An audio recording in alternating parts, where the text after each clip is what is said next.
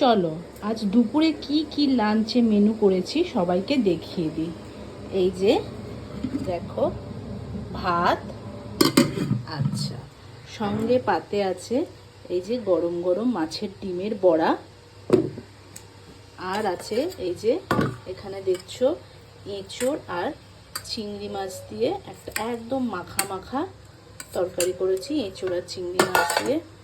আচ্ছা, my most favourite এই গরমকালে এই যে পাট শাকের ঝোল, একদম নর্মাল, মানে তোমার রসুন পেঁয়াজ আর জিরে লঙ্কা ফোড়ন দিয়ে ওফ যা টেস্ট হয় না।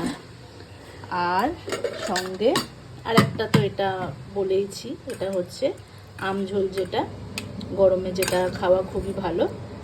ব্যাস, তো এই ছিল আজকে দুপুরের আমার মেনু। তোমাদের কার কার কী কী হয়েছে আমাকে জানাও। টাটা।